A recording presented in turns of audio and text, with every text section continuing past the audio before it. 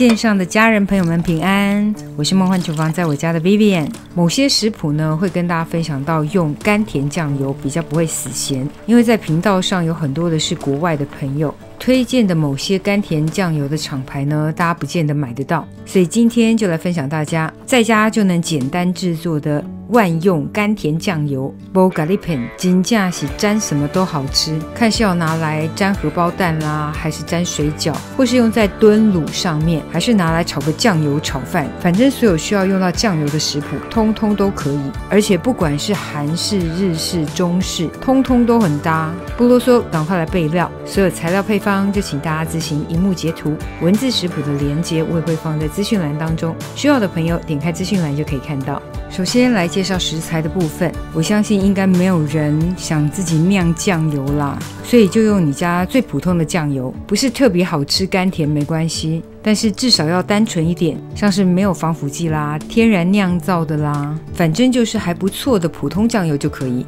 材料当中的枫糖也可以改成蜂蜜、麦芽糖或是普通的冰糖，然后分量也可以自行微调增减。另外这些全部都是提鲜提香的材料，我今天柴鱼刚好用完了，其实也可以加柴鱼，然后干香菇啦、碎干贝啦、干海带啦，都是最天然的提鲜材料。如果不想用太贵的干贝，也可以用那种小干贝、小猪贝。然后这个干海带呢，我买来都是把它剪成一小块一小块的，放冰箱冷藏保存。然后干辣椒的部分呢，可加可不加，喜欢微辣的你可以加一些哦，不想加的就不加了。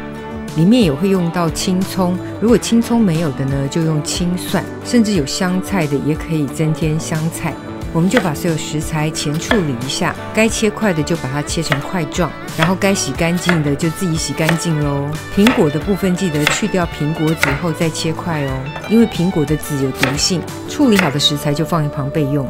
接着我们加入材料分量中的清水，大约是500克的清水。接着加入所有的蔬果、辛香料跟干货，这些干货也不需要浸泡，就直接加入。然后青葱也一并加入，不喜欢青葱青蒜的可以改成芹菜或是姜片。接着我们开中大火开始煮，把所有材料煮到大滚之后，我们改中小火盖锅盖，煮个大概20分钟左右，基本上就是有点像熬煮高汤的概念，让食材里面的鲜度甜度都释放。20分钟到后，我们再次开启锅盖，接着加入500克的酱油，然后改中大火。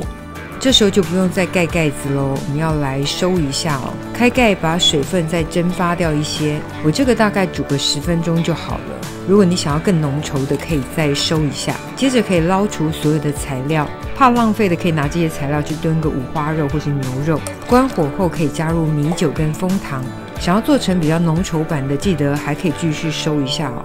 收到带点浓稠度就会偏向酱油膏或者蚝油，但今天就是酱油，所以我就收到这个状态，然后把它放凉。放凉之后呢，可以装入喜欢的罐子当中，如果是用其他的罐子、玻璃器皿也是可以哦。这个自制的万用甘甜酱油就完成了，你可以煎颗荷包蛋试试看哦，光是沾这个就很好吃，可以直接放冰箱冷藏保存，3个月不是问题。你看看，这个浓醇香的甘甜万用酱油真的不是开玩笑的，沾什么都好吃，就算很普通的蔬菜给它沾一下，整个鲜甜美味度大爆发。快，弟兄姐妹们，等你交作业咯。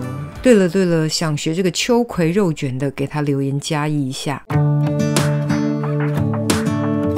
这个就是今天的食谱分享，别忘了按赞、订阅、开启小铃铛，然后记得分享给亲朋好友，让他做给你吃。耶稣爱你，我也爱你，我们下次见，拜拜。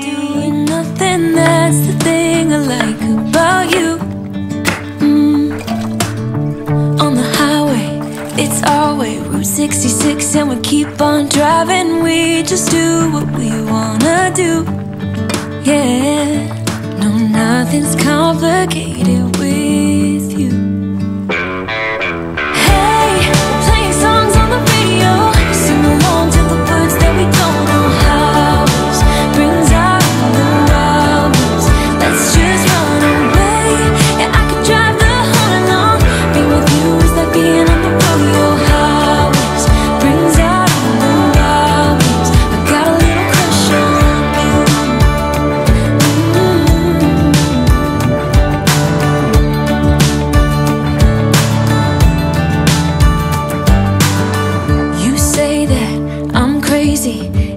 just the